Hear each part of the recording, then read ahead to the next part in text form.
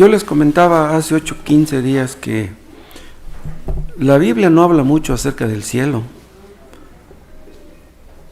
Habla poco. La Biblia habla mucho acerca del dinero, acerca del infierno, acerca de la soberanía de Dios. Hay un montón de versículos acerca de la elección, de la justificación.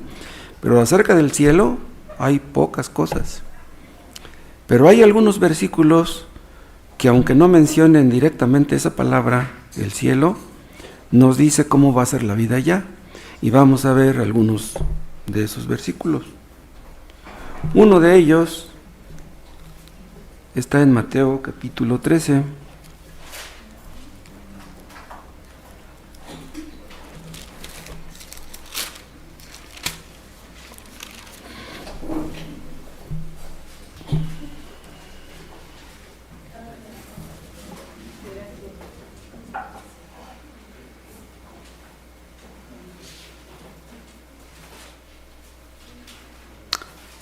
Mateo 13, 41. Enviará el Hijo del Hombre a sus ángeles, y recogerán de su reino a todos los que sirven de tropiezo y a los que hacen iniquidad. Y los echarán en el horno de fuego. Allí será el lloro y el crujir de dientes. Entonces los justos resplandecerán como el sol en el reino de su Padre. Vean, ¿qué pasará con los creyentes que estén en el cielo? Dice aquí que resplandecerán. En este mundo, los inconversos tal vez sean ignorados, desconocidos, menospreciados, tal vez la gente se burle de ellos, etc. Pero en el cielo resplandecerán. Vean otro texto en Daniel.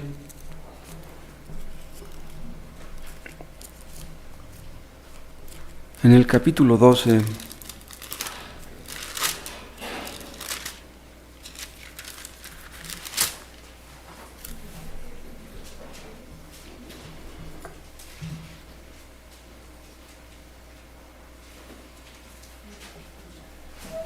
aquí habla de los tiempos de la gran tribulación y de lo que va a ocurrir después. Daniel 12:1. En aquel tiempo se levantará Miguel, el gran príncipe que está de parte de los hijos de tu pueblo, y será tiempo de angustia, cual nunca fue desde que hubo gente hasta entonces, pero en aquel tiempo será libertado tu pueblo, todos los que se hallen escritos en el libro. O sea, no todos los judíos, nada más los judíos escogidos. Y muchos de los que duermen en el polvo de la tierra serán despertados, o sea, como si estuvieran durmiendo, unos para vida eterna y otros para vergüenza y confusión perpetua. O sea, unos para ir al cielo, otros para ir al infierno.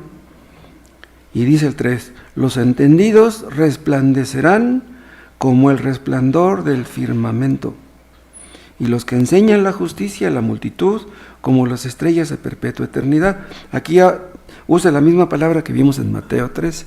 Los justos resplandecerán. ¿Sí? Aquí tal vez estén medio opacos, tal vez muchos ni sepan que son cristianos, pudiera ser, pero en el cielo van a resplandecer. Vean en Romanos, en el capítulo 8,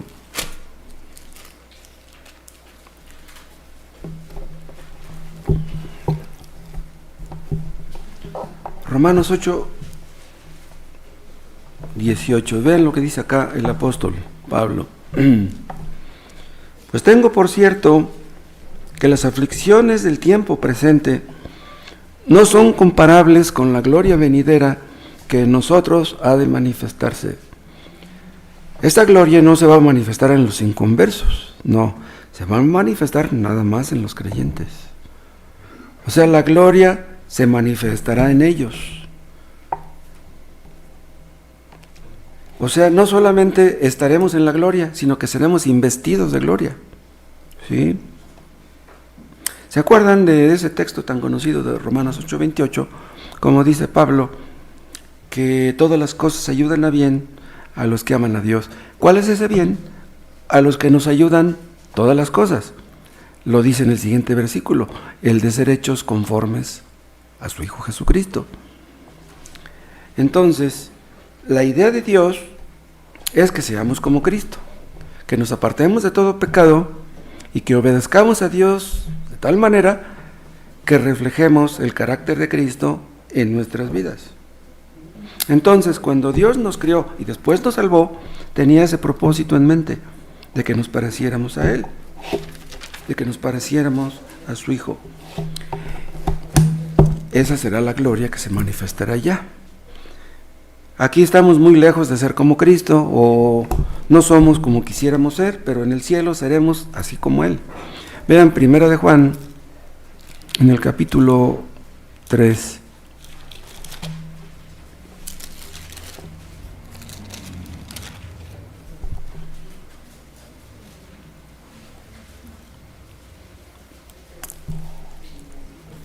Primera epístola de Juan 3, 2. Amados, ahora somos hijos de Dios, y aún no se ha manifestado lo que hemos de ser. Pero sabemos que cuando Él se manifieste, y está hablando de la segunda venida, seremos semejantes a Él, porque le veremos tal como Él es. Ya no habrá ningún impedimento para que le veamos tal y como Él es. Y eso será cuando Él se manifieste. Ahora, cuando dice que seremos semejantes a Él, ¿quiere decir que seremos dioses como Él? No, no puede ser. Pero eso dice mucho. O sea, nos vamos a parecer en mucho a Él. En ese sentido es que resplandeceremos. Esas promesas se van a cumplir en nuestros cuerpos y en nuestras almas. O sea, en este tiempo nuestras almas están lejos de ser lo que debieran, pero cuando estemos allá serán perfectas, perfectas en santidad.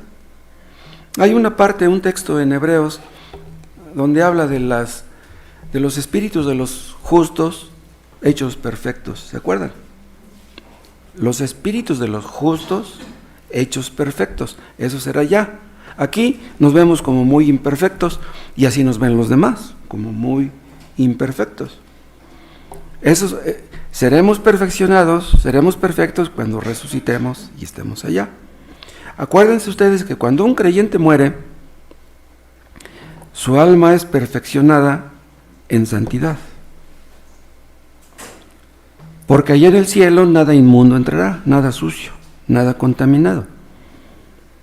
Dios nos está perfeccionando aquí, pero nunca seremos aquí perfectos como lo seremos allá. Pero en el momento que morimos, somos transformados, y ya estando allá, ya somos perfectos. Acuérdense que también dice el autor de Hebreos que sin santidad nadie verá al Señor. Y este es un consuelo grande para los que hemos creído en Cristo. ¿Por qué? Porque los creyentes verdaderos no queremos pecar. Quisiéramos ser perfectos, anhelamos ser perfectos, pero allá en el cielo seremos saciados, porque allá no tendremos nada de pecado, nada sucio habrá en nosotros. Aquí ahora el pecado nos afea, pero allá vamos a resplandecer. ¿Se acuerdan que hay una parte, o en diferentes partes de Apocalipsis, donde los creyentes son descritos como vistiendo vestiduras blancas? Pero ¿quiere decir que en el cielo usaremos ropa blanca? Yo creo que ahí está hablando de una manera simbólica. Cristo limpió nuestros vestidos, nuestras ropas, con su sangre, pero eso es en sentido figurado. O sea, yo no creo que todos en el cielo vayamos a andar con ropas blancas. Ahora, ¿habrá ropas en el cielo de diferentes colores? ¿Habrá telares? ¿Habrá ropa que podamos comprar, ropa que combine? Porque dice que a veces parecemos, ¿cómo dicen? Caja fuerte, ¿no? Que no combina. Dice mi esposa que el azul no combina con el guinda, pero pues bueno. ¿Sí? Pero allá en el cielo, ¿cómo estará el asunto? Hay una parte ahí en la Biblia donde dice que nuestras ropas fueron emblanquecidas, pero pues obviamente es una metáfora, es algo simbólico. Ahora, todos los creyentes luchamos contra el pecado, pero en el cielo ya no. ¿Se acuerdan? Hay un texto en Romanos 7 donde Pablo dice: queriendo yo hacer el bien, hallo esta ley, que el mal está en mí. ¿Cuándo nos damos cuenta que el mal está en nosotros? Cuando queremos hacer el bien. Por ejemplo, si ustedes quieren ver la televisión, no hay problema, ni quien se oponga. Si ustedes quieren leer el periódico, tampoco. Eso es fácil. Prender la televisión es fácil. Pero ponernos a orar o ponernos a leer la Biblia, eso sí no es fácil. ¿Por qué no es fácil? Porque hay oposición. Hay oposición de dentro de nosotros y de parte del diablo. El diablo no quiere que la gente lea la Biblia y le meta ideas. Pero cuando estemos en el cielo ya no habrá ninguna oposición. Amaremos a Cristo con todo nuestro corazón. Si ustedes hablan con un desconocido o con un vecino, hablar del clima es bien fácil, hablar de algún deporte es bien fácil, pero hablarle de la Biblia no es fácil. Y es por lo mismo, porque algo dentro de nosotros se opone. Pero allá en el cielo ya no va a haber problemas de este tipo. En el cielo ya no vamos a tener problemas por nuestro temperamento, por nuestro carácter. Ya no tendremos problemas por nuestra soberbia, por nuestro ego, por nuestra impaciencia, por nuestra intolerancia, por nuestro orgullo. Nada de eso, todo eso se acabará. En este mundo hay muchos problemas por la soberbia. ¿Cuántos problemas matrimoniales por la soberbia? La soberbia nos hace creer que los demás están mal y que nosotros estamos bien. La soberbia es un pecado muy sutil, se disfraza, se esconde. Pero en el cielo ya no seremos soberbios. ¿Quién en este mundo no tiene problemas por su soberbia? Todos los creyentes luchamos contra el pecado, pero en el cielo ya no lucharemos. Cuando pecamos nos sentimos mal, nos da vergüenza. En el cielo ningún creyente se sentirá mal, ninguno sentirá vergüenza. Aquí sentimos vergüenza a veces, ¿saben por qué? Cuando hacemos algo que sabemos que no tenemos que hacer. Hay ocasiones en que, sabiendo la voluntad de Dios, no lo hacemos como quisiéramos, pero en el cielo haremos la voluntad de manera perfecta, no habrá ningún problema para eso y nos gozaremos en hacerla. Aquí en este mundo a veces nos cuesta trabajo pedir perdón por el orgullo o por la soberbia o por las dos cosas, pero en el cielo ya no va a ser necesario eso.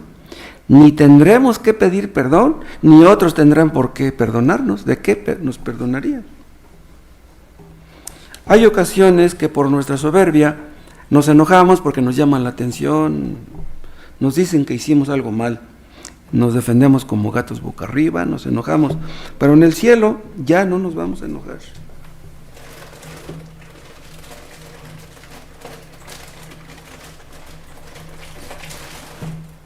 Perdón. En el cielo nadie nos va a llamar la atención tampoco. Hay ocasiones en que yo me siento mal después de predicar. ¿Y saben por qué me siento mal? Porque digo, ¿cómo es posible que hablé con tanta ligereza, con tanta frialdad de un tema tan glorioso? ¿Por qué hablé de esta manera? Luego me digo, hablé de un tema tan glorioso con la sangre muy fría. Pero en el cielo ya nadie tendrá la sangre fría, todos tendremos la sangre caliente. Hay ocasiones que sentimos esa frialdad, incluso cuando estamos cantando un himno. Es posible estar cantando un himno y no concentrarnos en lo que estamos cantando. ¿Por qué? Porque estamos pensando, es que mañana los niños tienen que ir a la escuela, tengo que planchar, tengo que preparar los alimentos, etcétera. Y es posible que estemos cantando con frialdad, pero en el cielo vamos a alabar a Cristo con todo nuestro corazón. Vean el Salmo 38.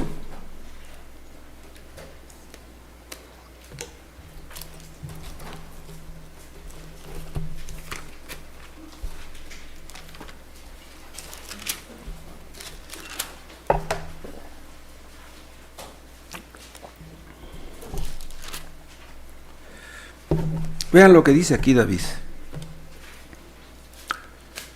Salmo 38:3. Nada hay sano en mi carne, a causa de tu ira. Vean, no está diciendo que está enfermo. No. Está hablando de la ira de Dios que él siente sobre él, que David siente sobre sí mismo. Por eso dice, nada hay sano en mi carne a causa de tu ira, ni hay paz en mis huesos a causa de mi pecado. O sea, se siente mal por su pecado. Este es otro de esos salmos que él escribió después de lo que había hecho con Betsabé. Porque mis iniquidades se han agravado sobre mi cabeza, como carga pesada se han agravado sobre mí. Hieden y supuran mis llagas a causa de mi locura. Ven, está hablando metafóricamente, él no tiene llagas, no está enfermo. Él se siente mal por su pecado y vean lo que dice el 6, estoy encorvado, estoy humillado en gran manera, porque mis lomos están llenos de ardor y nada hay sano en mi carne. Estoy debilitado y molido en gran manera, gimo a causa de la conmoción de mi corazón. ¿Ustedes se han sentido así algunas veces? ¿Por su pecado?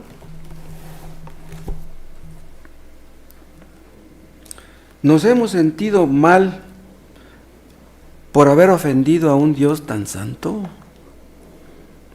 ¿Cómo podrá un cristiano reír y cantar si está haciendo algo que sabe que no debe hacer? Los inconversos no se sienten mal cuando pecan, pues están acostumbrados, están en su papel, pues tienen que pecar. Pero cuando un creyente peca no puede estar contento, no debe estar contento. Nosotros no le vamos a decir a un inconverso que nos sentimos mal por nuestro pecado. ¿Esto qué tenemos que decírselos a ellos? Y si se lo dijéramos no nos entenderían. Ellos pecan y no se sienten mal. Pero un creyente no se puede sentir bien si peca. ¿Por qué se siente mal un creyente cuando peca? Porque entiende que Dios es santo, porque entiende que Dios le ama. ¿Cómo es posible que vamos a ofender a un Dios que nos ama, a un Dios al que amamos? Nos duele ofender a quien amamos. Así como dice aquí que se siente David, ya no se siente ahora, sí, ahora ya está en el cielo. Cuando estemos en el cielo ya no nos vamos a sentir miserables. Ahí en Romanos 7 Pablo dice eso, miserable hombre de mí. En el cielo ya nadie se va a sentir miserable. Es increíble pensar, hermanos, que en el cielo ya nunca más pecaremos. Es increíble eso. Nos ponemos a orar y le pedimos a Dios que nos libre del mal, que no nos deje caer en tentación. ¿Por qué? Porque estamos rodeados de peligros espirituales. Si no pecamos ayer, eso no quiere decir que no podamos pecar ahora. Estamos rodeados de peligros por todas partes.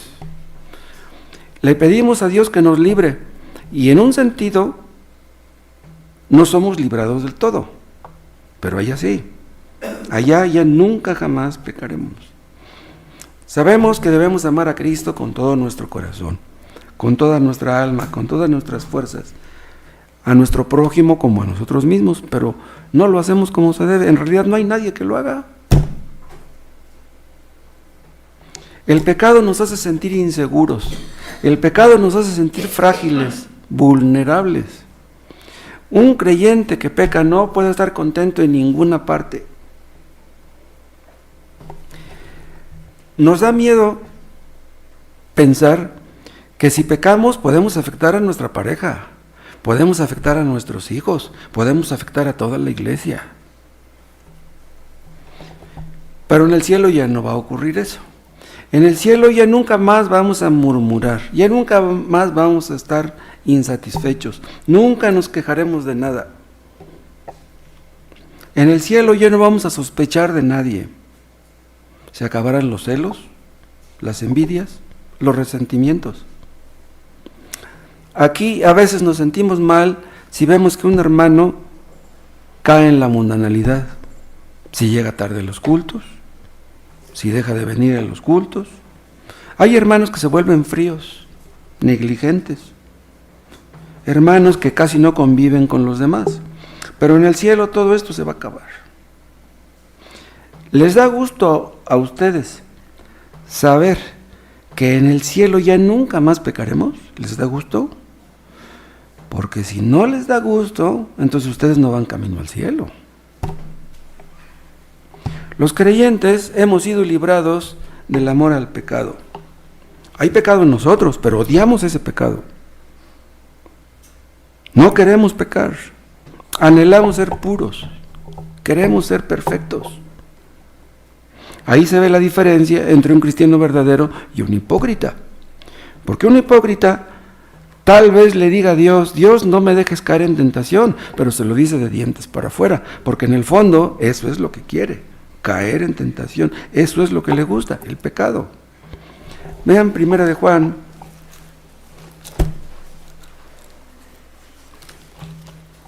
capítulo 3.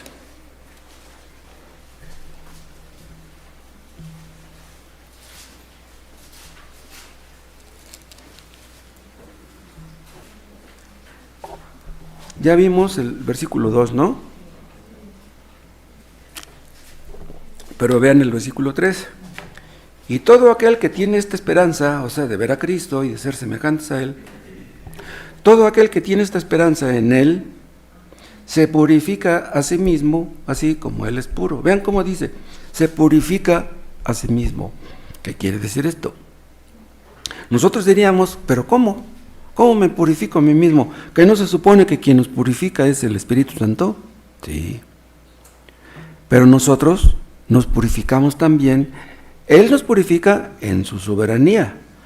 Nosotros nos purificamos en cuanto a nuestra responsabilidad humana. ¿Y cómo nos purificamos? Pues apartándonos del pecado. No acercándonos a donde está el peligro. Tú sabes que hay peligro ahí, no te metas, no te acerques.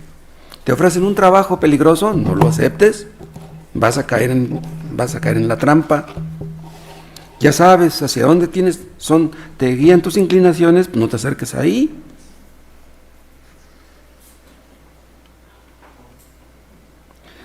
El cristiano se aparta a sí mismo del pecado y no está esperando que Dios lo aparte.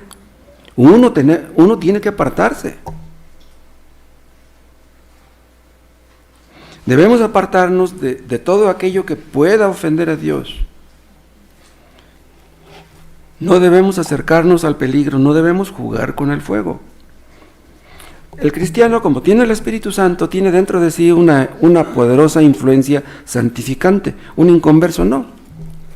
Un cristiano aborrece el pecado y ama la santidad. Vean, de un extremo va al otro. Una persona puede decir que aborrece el pecado, pero ¿cómo lo demuestra? Amando la santidad, yendo al otro extremo. O sea, no basta con que una persona deje de hacer lo malo, tienes que hacer lo bueno, porque si ya no has hecho lo malo, de veras crees tú que no has hecho lo malo, pero no estás haciendo lo bueno, entonces no estás aborreciendo el mal. Simplemente. Una persona que dice que no peca, que quiere apartarse del pecado, pero no lee la Biblia, pues ya está pecando de todas maneras. No estás orando, pues estás pecando. No basta con que alguno diga que no quiere pecar, tiene que demostrarlo, yendo al otro extremo. En el cielo las almas serán perfectas, pero ¿qué de nuestros cuerpos? ¿Cómo van a ser nuestros cuerpos allá? Acuérdense ustedes que cuando un creyente muere, de inmediato parte al cielo. Su alma, porque su cuerpo va a la tumba. Ahí estará esperando el día de la resurrección. La Biblia dice que la muerte es como una separación. Véanlo en Génesis 35.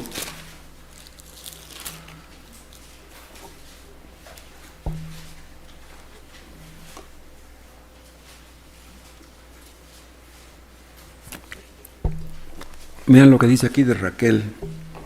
Génesis 35, 17. Y aconteció que como había trabajo en su parto, o sea, había problemas en su parto, que le dijo la partera: no temas que también tendrás este hijo. Y aconteció que al salírsele el alma, pues murió, llamó su nombre Benoni. Vean, murió Raquel y se le salió el alma. Entonces su cuerpo fue a la tumba y ya sabemos a dónde fue su alma. ¿Qué cosa es el cuerpo? La envoltura del alma. Se muere el cuerpo, el alma está adentro, se va el alma y el cuerpo se va a la tumba. Y esos cuerpos que están en la tumba van a resucitar cuando Cristo vuelva. Los cuerpos de los creyentes resucitarán incorruptibles. Hay una parte, no apunté el texto, donde dice el apóstol que en un momento, en un abrir y cerrar de ojos, seremos transformados. Vamos a resucitar y seremos transformados, ¿se acuerdan? Está en 1 Corintios 15, vean.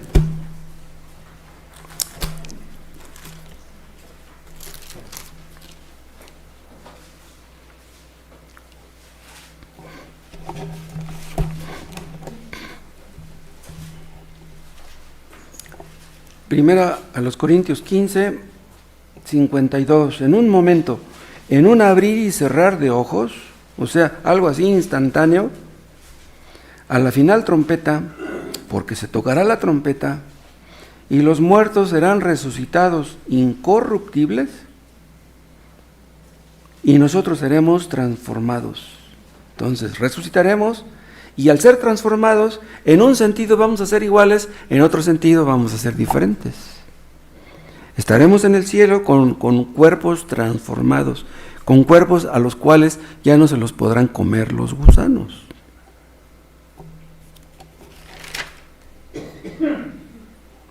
En aquel día, cuando resucitemos, entonces nuestras almas que habían salido volverán a unirse con sus cuerpos y así estaremos siempre con Cristo en el cielo. Esos cuerpos con los que vamos a resucitar serán parecidos a los que tenemos ahora. Entonces, en el cielo nos vamos a reconocer. No vamos a tener una cara diferente. Entonces, si no les gusta la cara que tienen, que se vayan acostumbrando. ¿Sí? Un creyente cojo, al resucitar, ya no estará cojo. Y podríamos pensar también que un creyente gordo, al resucitar, ya no va a estar gordo. ¿No? Podemos pensarlo así. Vean también aquí en 1 Corintios 15, 35. Pero dirá alguno, ¿cómo resucitarán los muertos? ¿Con qué cuerpo vendrán? Y dice, necio. O sea, ¿por qué dice necio? No deberías hacer esta pregunta. Dice, pero te la voy a contestar. Dice, lo que tú siembras no se vivifica si no muere antes. Y lo que siembras no es el cuerpo que ha de salir, sino el grano desnudo, o sea, el grano ya sea de trigo o de otro grano. Pero Dios le da el cuerpo como Él quiso y a cada semilla su propio cuerpo. Vean, si ustedes siembran una semilla de manzano, pues la semilla del manzano pues está así, está pequeñita. Pero cuando ya crece el manzano, pues es un árbol muy grande. Entonces, pero lo que será en esencia ese manzano ya está en la semilla. Si ustedes siembran un manzano, pues tiene que salir un manzano, no va a salir un chabacano, ¿no? ¿Qué quiere decir esto? Que cuando resucitemos vamos a conservar nuestra identidad. Vamos a reconocer a nuestros hermanos. Veíamos un texto hace 8 días de cuando Cristo resucitó, que le dijo a Tomás que pusiera su mano en sus huellas, en sus manos, en su costado. O sea, Cristo quería que Tomás entendiera que él había resucitado y que su cuerpo era el mismo que había tenido antes. Pero vean, antes de eso él había muerto, podía morir, pero al resucitar ya no podía hacerlo. O sea, resucitó para ser inmortal, para ser eterno. Es decir, su cuerpo, porque su alma lo era desde antes. Y así va a ser con nosotros. Vamos a resucitar ahora estamos sujetos a la corrupción, los gusanos nos van a comer, pero cuando resucitemos ya no nos van a comer los gusanos. Ni a los inconversos, porque estarán en el infierno y los gusanos, ¿cómo dice el texto? Donde está el gusano que nunca muere, ¿sí? El cuerpo de Cristo murió, pero aunque tenía un cuerpo corruptible, Él no sufrió la corrupción. Así estaba escrito y así ocurrió. Él resucitó con el mismo cuerpo que tenía. Bueno, en un sentido todos nos estamos muriendo, ¿no? Todos tenemos que morir. Cada día estamos muriendo. Incluso podríamos decir que cuando un niño nace, desde ese momento que nace, empieza a morir. Para que una persona pueda morir, primero tiene que nacer. No nos gusta esta idea de estar pensando en que vamos a morir, pero pues tenemos que morir. Es algo que no podemos evitar. Por mucho que nos cuidemos, por mucho que guarden su dieta, por mucho ácido hialurónico que se pongan, de todos modos se van a morir. Se siembra un cuerpo corruptible, resucitará un cuerpo incorruptible. Vean, tendremos un cuerpo siempre joven, un cuerpo siempre fuerte. En el cielo nadie dirá que le duele la espalda, la columna, las rodillas, la cabeza, los riñones, nada. Se van a acabar los cálculos renales, la diabetes, la gastritis. ¿Cómo ven? En este mundo nos vamos acabando poco a poco, pero en el cielo siempre estaremos fuertes, siempre estaremos jóvenes. Vean el versículo 43. Se siembra en deshonra, resucitará en gloria. Se siembra en debilidad, resucitará en poder. Por mucha gloria que tenga un hombre en este mundo, cuando muere, ahí se le acabó. El hombre más rico, el hombre más famoso, la mujer más bonita, cuando se muere, queda en el ataúd y ya es un cadáver. Olvídense, ¿cuál gloria? Los que están en el ataúd nadie los envidia, nadie los admira. Los creyentes van a resucitar en gloria, van a resplandecer. No lo entendemos muy bien, pero así está escrito. Dijo C.S. Lewis, un escritor inglés: si pudiéramos ver a un cristiano como será en el cielo, nos sentiríamos tentados a adorarlo. Vean lo que dijo este hombre. Si pudiéramos ver a un cristiano como será en el cielo, nos sentiríamos tentados a adorarlo. Ustedes ven a un cristiano aquí, tal vez lo menosprecien, tal vez hasta a lo mejor les cae mal. Hay personas que ven a los cristianos y les buscan defectos, y si no se los ven, se los inventan. Pero esos creyentes en el cielo van a resplandecer. El buen ladrón, el ladrón que murió junto a Jesús, ahora está resplandeciente. 15:43. Se siembra en deshonra, resucitará en gloria. Se siembra en debilidad, resucitará en poder. Hay ocasiones en que despertamos en la mañana y pues nos sentimos fuertes, pero ya en la tarde ya nos sentimos cansados. Pero en el cielo ya no va a ser así. En el cielo no habrá cristianos débiles y cristianos fuertes. Todos seremos fuertes. Es posible que en el cielo tengamos facultades, poderes que ni nos imaginamos.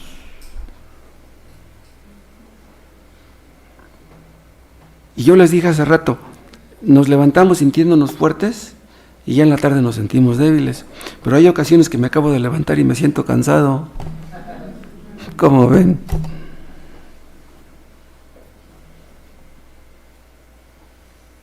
Vean 1 Corintios, en el capítulo 15, vean el versículo 44. Se siembra cuerpo animal. Esta es una mala traducción. ¿Saben cuál es la traducción correcta aquí? Se siembra cuerpo natural. Resucitará cuerpo espiritual. Hay cuerpo animal y hay cuerpo espiritual. Vean, cuando Cristo resucitó, ya les dije que invitó a Tomás a que lo tocara. Él tenía un cuerpo.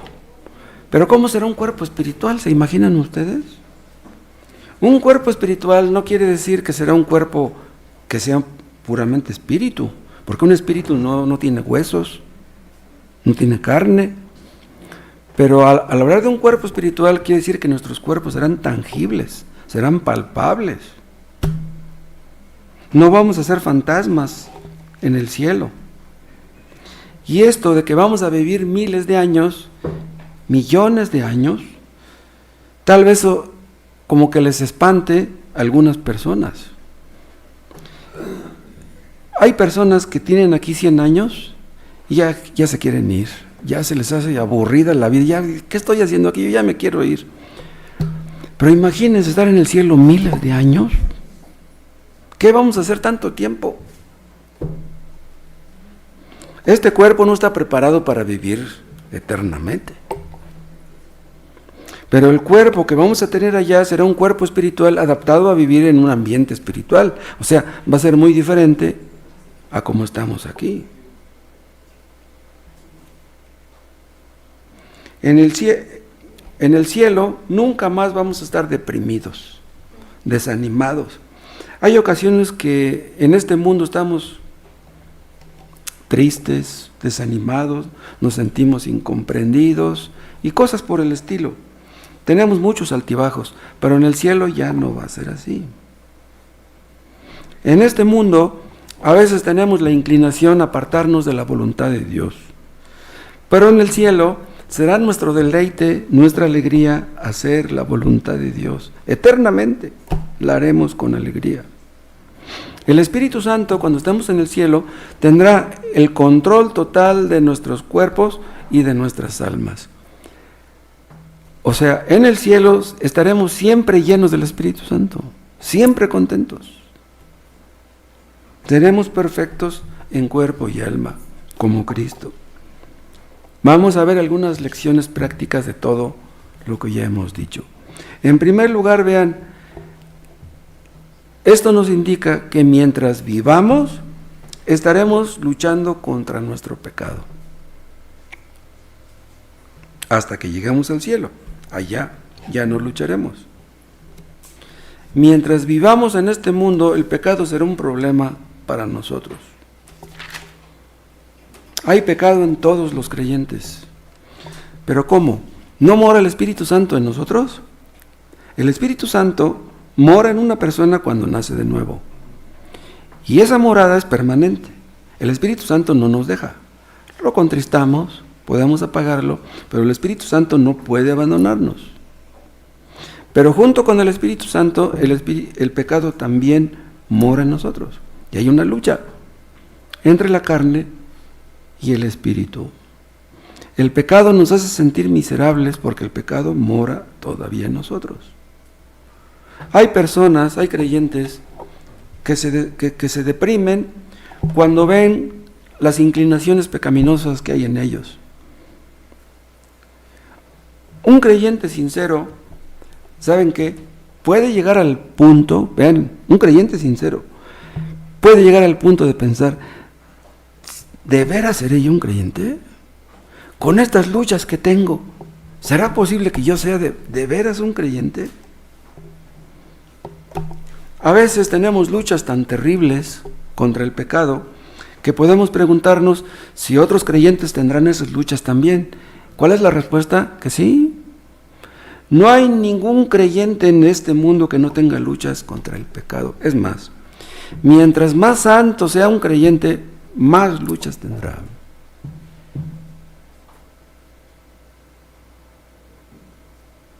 Pero en el cielo ya no tendremos esas luchas. Antes de ser convertidos, el pecado reinaba en nosotros, éramos esclavos del pecado. Pero ¿quién reina ahora? Es Cristo, Él es nuestro Rey. A Él queremos obedecerle. El pecado ya no reina, quiere hacernos caer. Y en ocasiones caemos, pero el pecado ya no nos puede dominar. El pecado ya no nos puede controlar como antes. El pecado no nos puede obligar a pecar. Para que un creyente peque, necesita su consentimiento. Si no le damos nuestro consentimiento, no pecaremos. Un inconverso no puede dejar de pecar, pero un creyente sí. Si un creyente peca, no puede decir, ay, es que yo no quería. Un creyente peca porque quiere. ¿Y por qué quiere? Porque dentro tiene esas inclinaciones todavía. Un inconverso peca y a lo mejor se siente mal por pecar, pero en el fondo ama el pecado. Aunque le diga a Dios que no quiere pecar, en el fondo ama el pecado. Si tú amas el pecado, ¿cómo le dices a Dios que no te deje caer en tentación si eso es lo que te gusta?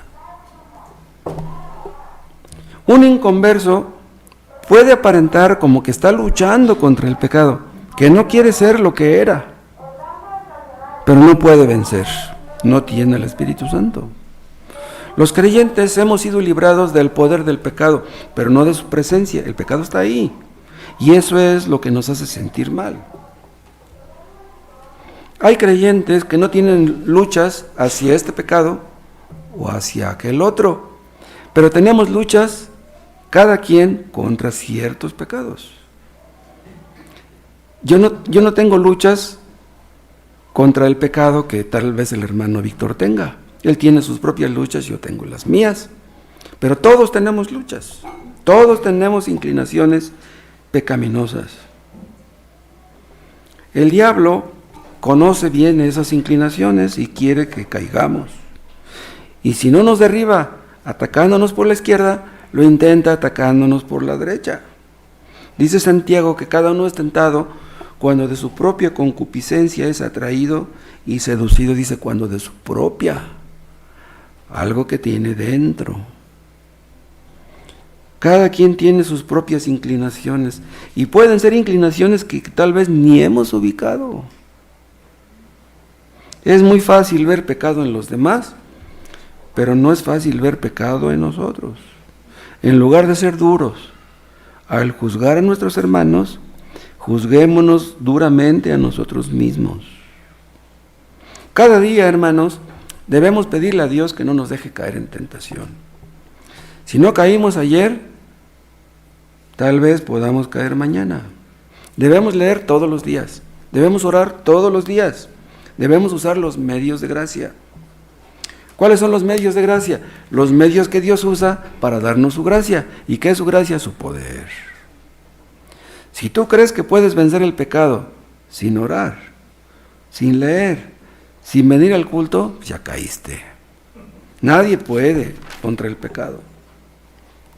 En nosotros mismos, si dejamos de pecar, no es porque seamos inteligentes, no es porque seamos muy listos. Si no hemos pecado, es porque Dios nos ha sostenido. ¿Qué pasó con David? David era un creyente maduro, era un creyente santo, bajó la guardia, lo noquearon. No entraba en sus planes, pero David cayó. Cuando leemos somos fortalecidos, cuando oramos somos fortalecidos. A través de la predicación Dios nos fortalece. Acuérdense, hermanos, que Dios da gracia a los humildes, porque los humildes la piden.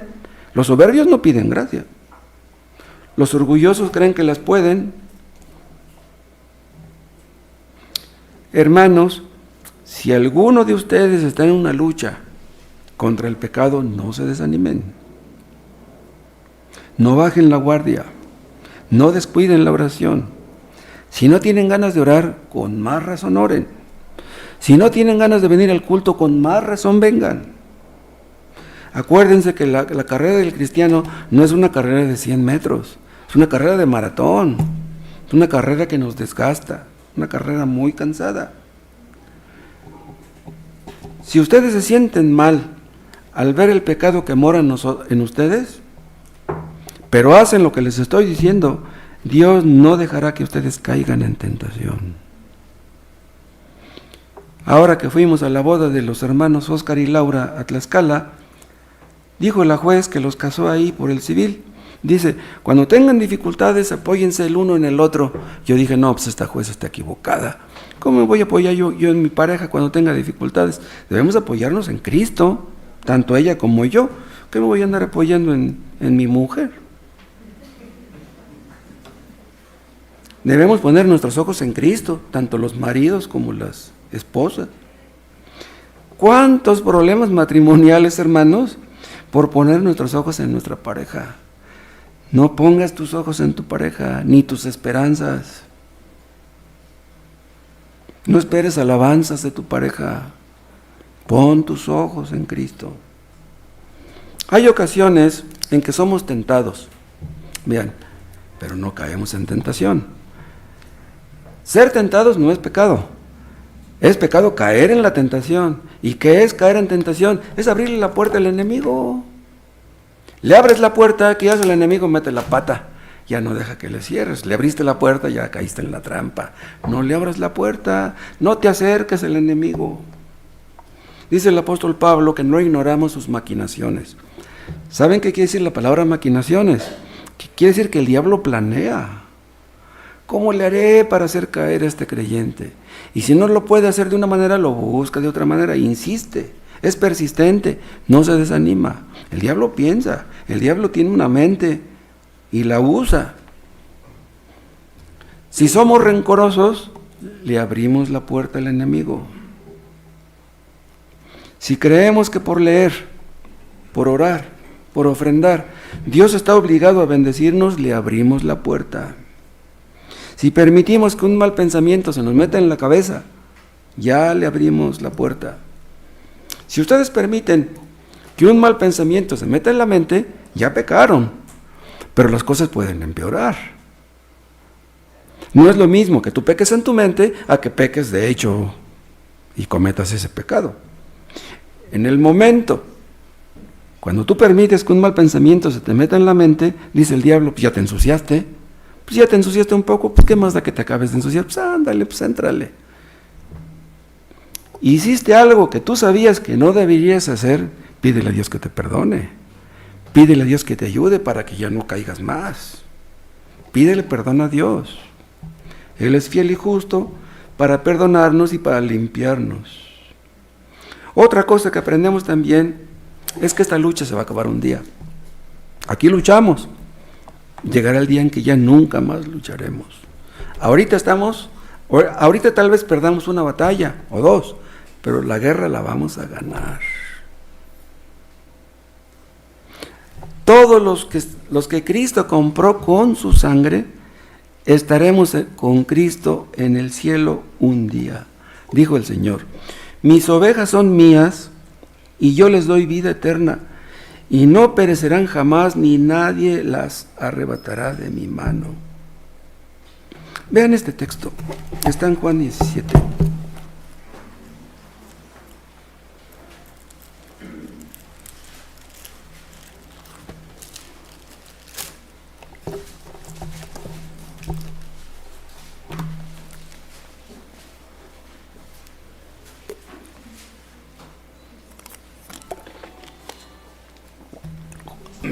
Juan 17:12, dice Jesús, cuando estaba con ellos en el mundo, yo los guardaba en tu nombre. Está hablando de los apóstoles. Cuando estaba con ellos en el mundo, yo los guardaba en tu nombre. A los que me diste, yo los guardé. Y ninguno de ellos se perdió. Ven como dice, ninguno de ellos se perdió. Cuando Cristo guarda a un creyente, no puede perderse ese creyente. Es por eso que nosotros creemos que la salvación no se puede perder. Ninguno de ellos se perdió, dice, sino el hijo de perdición. ¿Quién es el hijo de perdición? Es Judas Iscariote.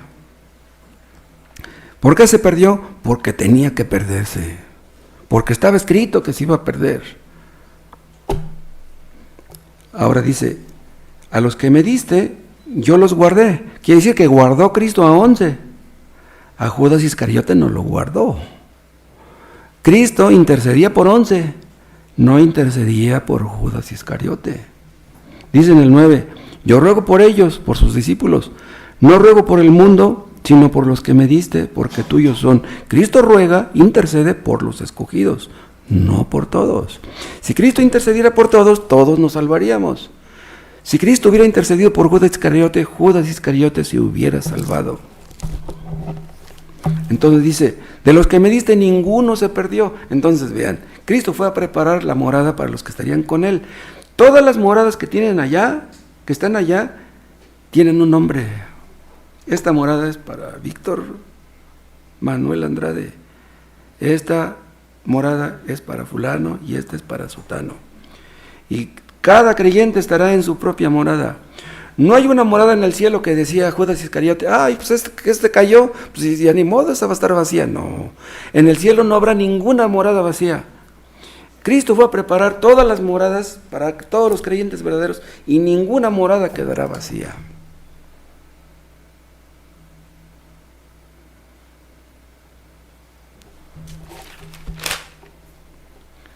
Cuando estemos allá con Cristo, Él se va a gozar con nosotros y nosotros nos vamos a gozar con Él.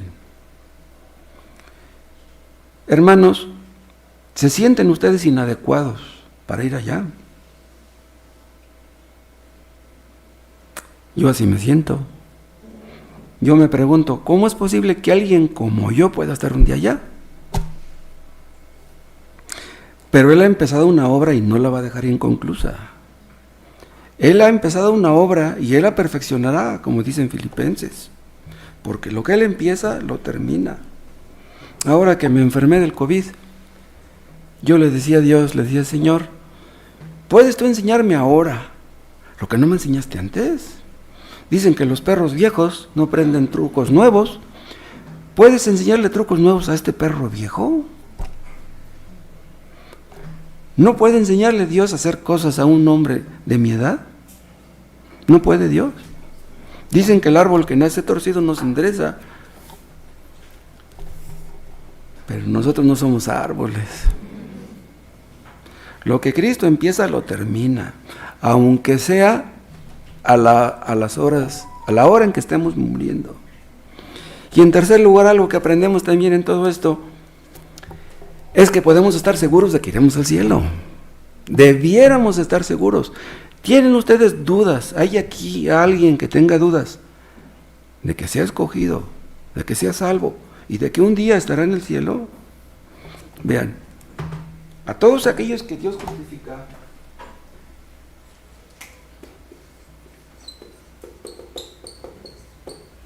todos aquellos a quienes Dios justifica, también los santifica. La justificación no nos cuesta nada, somos justificados gratuitamente por la fe en Cristo. Dios nos perdona por creer en Cristo, no por nuestras obras, no porque seamos buenos, porque no hay nadie aquí que sea bueno. Somos justificados gratuitamente, pero los que son justificados lo demuestran siendo santificados. Hay personas que quieren santificarse sin ser justificadas. Quieren santificarse sin ser salvas. La persona que es justificada es una persona que ya es salva. La persona que ya es salva es santificada. Una persona que no ha nacido de nuevo no puede dejar el pecado. Los únicos que pueden dejar el pecado son los que ya fueron salvos.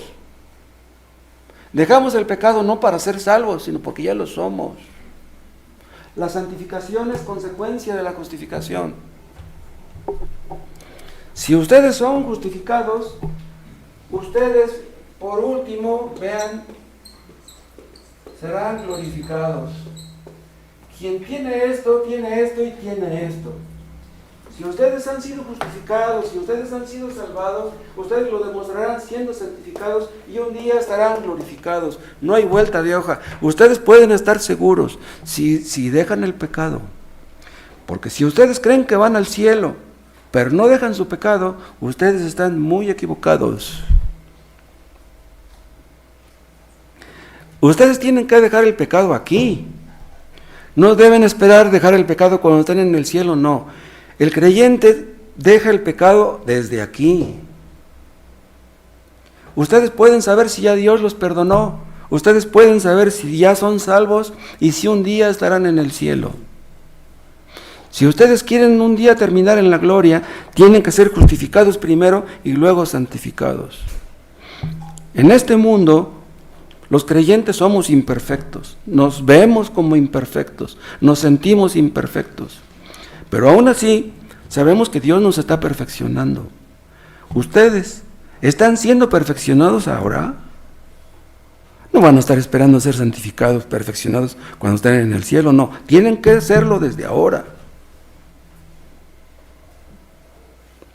Todos los creyentes tenemos una lucha dentro de nosotros. Lucha entre entre la carne y el espíritu. Pero nos deleitamos en la ley de Dios. Queremos agradar a Dios. Queremos obedecer a Dios. Nuestro deleite es ese. Nuestro deleite no lo tenemos en el pecado. El deleite que tuvimos en el pecado no podemos tenerlo ahora. ¿Qué bien sacamos del pecado?